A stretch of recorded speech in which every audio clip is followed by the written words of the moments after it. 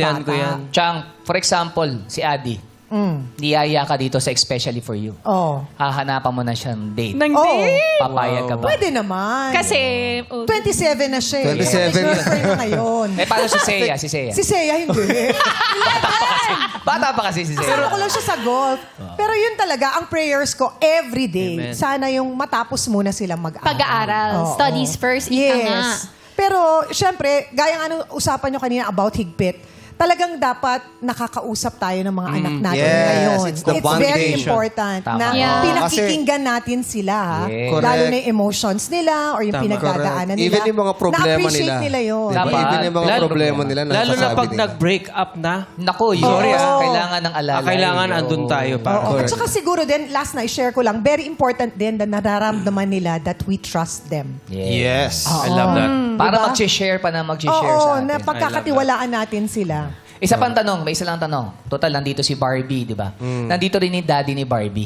Tsaka nakikita ko siya nagre-react eh. Gusto na natin tanongin ni daddy ni Barbie na... may mic ba si daddy? Ayun. Ay, ba't magkatabi po kayo? Joke lang. Tatanungin daw niya sa panaginip. Kayo ba, daddy? Nanaginip din ba kayo na mayroong mga chat-chat si Barbie noon? Kung maaalala nyo. O may ganun. Wala naman pong ganun kasi malaki po tiwala ko kay Barbie. Oh. So, hindi po kayo naging mahigpit sa pagbo-boyfriend? Kahit po hanggang ngayon. Wow. Barbie, ikaw ba'y nagtago ng relationship ever? Hindi. Ever Tumakas ka since- ba ever?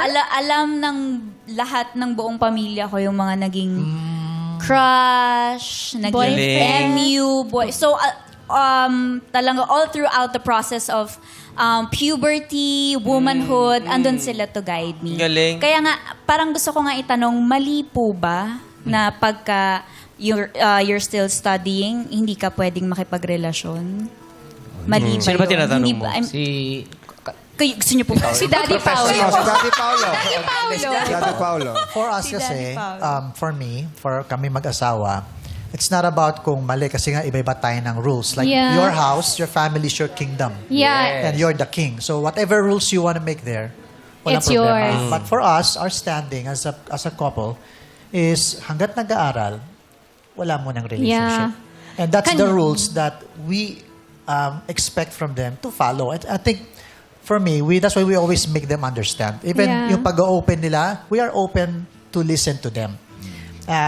They open also to their mom na meron silang crush, ang gwapo, ang macho. Yeah. Diba? Pero yun lang yung relationship because once you're there and you could not control yourself, pwede. Pero meron po ba May kayong room curve? for mistakes eh, pag ganon. But at the end of the day, tama naman si Daddy, we all have our own parenting journey. Diba? Yes. Walang judgment. Saka trabaho ng parents talaga yan na i-guide sila, kausapin Yes. sila.